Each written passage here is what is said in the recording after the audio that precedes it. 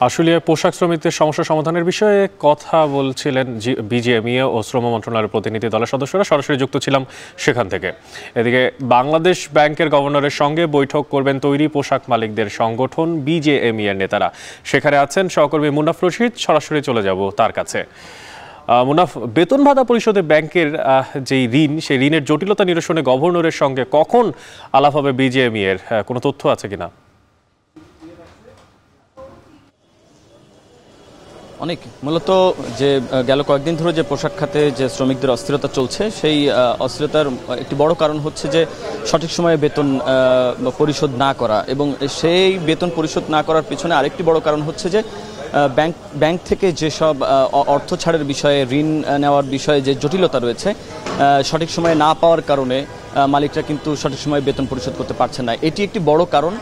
সেই কারণ এবং এটার সমাধান কি হতে পারে, সার্বিক বিষয় নিয়ে আজকে বিজিএমইএর সভাপতি, সহসভাপতি সহ তাদের বেশ কয়েকজন প্রতিনিধি আজকে বাংলাদেশ ব্যাংকের গভর্নরের সঙ্গে, আমরা মৌখিকভাবে যেটা জানতে পেরেছি যে গভর্নরের সঙ্গে তারা দেখা করার চেষ্টা করবেন।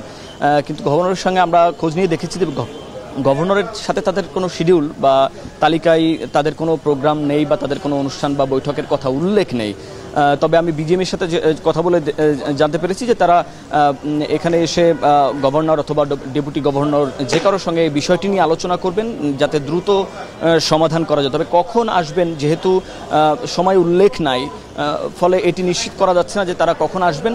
তবে তারা আসবেন এবং এই বিষয়টি সমাধানের জন্য তারা আজকে বড় পরিসরে আলোচনা করবেন, এবং এটি যাতে ভবিষ্যতেও যাতে এই ধরনের কোনো প্রবলেম না হয়, সমস্যা না হয়, যাতে অর্থ ছাড়ের বিষয়গুলো দ্রুত করা হয়। বিশেষ করে এই যে শ্রমিকদের বেতন পরিশোধের যে পাওনা পরিশোধের বিষয়গুলো যখন সামনে আসে, তখন এই অর্থ ছাড়গুলো যেন খুব দ্রুত করা হয়, এই বিষয়টা একটি স্থায়ী সমাধান নিয়ে তারা আলোচনা করবেন। এবারে আপনি একটু জানিয়ে রাখতে চাই, গতকাল কিন্তু এই শ্রমিক অসন্তোষ নিয়ে বিজিএমইএ ভবনে বেশ বড় ধরনের আলোচনা হয়েছিল। সেখানেও কিন্তু সকল যেসব মালিকরা এখানে উপস্থিত ছিলেন, বিজিএমইএর সদস্য হোক বা অন্যান্য যেসব মালিকরা, তারাও কিন্তু বলেছেন যে এই যে অর্থ ছাড়ের বিষয়টি তাদের বড় ধরনের জটিলতায় ফেলে।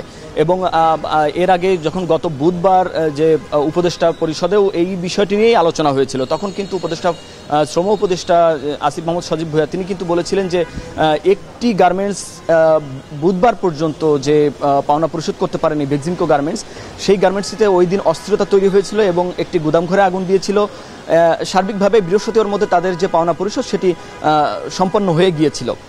ব্যাংকের সাথে কথা বলে সেই বিষয়গুলো সমাধান করেছিল উপদেষ্টাদের পক্ষ থেকে সেটি করা হয়েছিল।